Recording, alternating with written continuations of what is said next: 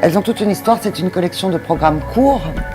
Chaque programme fait 1 minute 30 et à partir du 5 mars, ils seront diffusés sur toutes les antennes de France Télévisions. Elles ont toute une histoire, en fait, est née véritablement quand j'ai rencontré Elodie Polo Ackerman après la projection d'un documentaire qu'elle avait produit sur le Rwanda.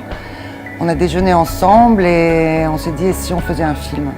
Et en fait, au lieu de faire un film, on en a fait 11, et en fait 12, puisqu'il y aura un 52 minutes. Elles ont toute une histoire, c'est l'histoire de plein de femmes qu'on a voulu incarner fortement, qui, elles, parlent toutes de leur vie et qui mettent en lumière chacune une problématique. C'est-à-dire, aujourd'hui, c'est vrai qu'il faut se battre pour l'éducation des femmes, il faut se battre contre les violences faites aux femmes, il faut se battre pour que les femmes puissent avoir un travail. Toutes ces questions qui sont évoquées justement au travers de ces films. Et puis, il y a ce magnifique travail qu'on a fait avec les fondations.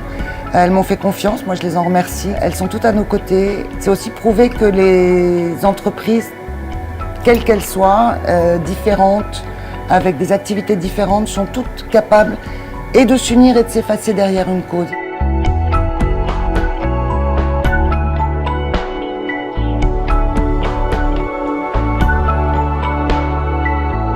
Elles ont toute une histoire, c'est un projet fédérateur d'une part, mais c'est aussi très ambitieux et vraiment surprenant. Je dirais inédit, enthousiasmant et utile. Je dirais engagé, bien sûr, intime. Je crois que c'est un adjectif assez important parce que ce sont des portraits de femmes qui racontent leur histoire, qui sont prises dans des moments souvent de leur vie au quotidien. Elles ont eu beaucoup de courage pour exposer leur parcours et donc il y a un côté intime qui est quand même assez important. Et le dernier, je dirais farouchement optimiste aussi, parce qu'on n'est pas dans le pathos, on n'est pas dans des portraits comme ça un petit peu plombants, c'est des messages de femmes qui s'en sortent et qui se battent. Et donc farouchement optimiste, ouais. Alors on a voulu mettre en lumière le docteur Moulou Mouleta, qui exerce le métier de gynéco-obstétricienne dans une zone reculée d'Éthiopie. C'est une femme extraordinaire, hors du commun, qui a dédié sa vie professionnelle à soigner les femmes. Elle illustre bien l'engagement que la Fondation Sanofi Espoir a envers les femmes et les mamans dans le monde. Le personnage de notre histoire s'appelle Adamou Awaou. Elle est camerounaise, mariée de force à 16 ans. Elle a quand même réussi à s'en sortir parce qu'elle est retournée à l'école. Elle a appris à lire et à écrire.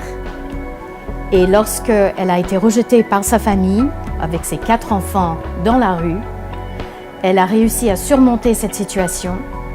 Elle a créé une association et maintenant elle lutte contre l'illettrisme dans un quartier qui s'appelle la Briqueterie à Yaoundé au Cameroun.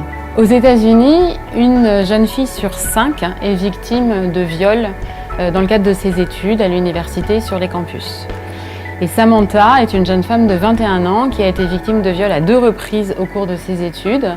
Elle est à l'université de Syracuse et elle explique son engagement dans la campagne It's on Us menée par l'association Generation Progress. En Chine, une femme sur 4 est victime de violences conjugales et Mrs Xia partage son histoire de femme victime de violences conjugales qui s'est battue pendant de nombreuses années pour avoir un procès, que son mari soit condamné et désormais elle se bat pour obtenir la garde de son fils.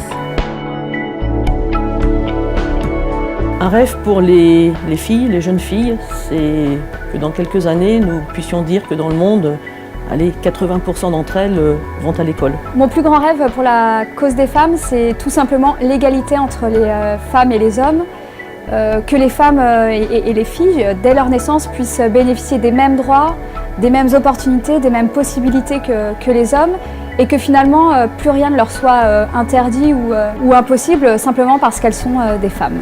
Ce que je voudrais, c'est qu'on ne dise plus il faut se battre pour les femmes, il faut les aider, il faut les accompagner. Ce que je voudrais, c'est que éventuellement, on pense plutôt à l'humanité et qu'on dise mettons-nous tous ensemble pour aider les humains et qu'on fasse en sorte que la cause des femmes n'existe plus et que ce ne soit plus un problème.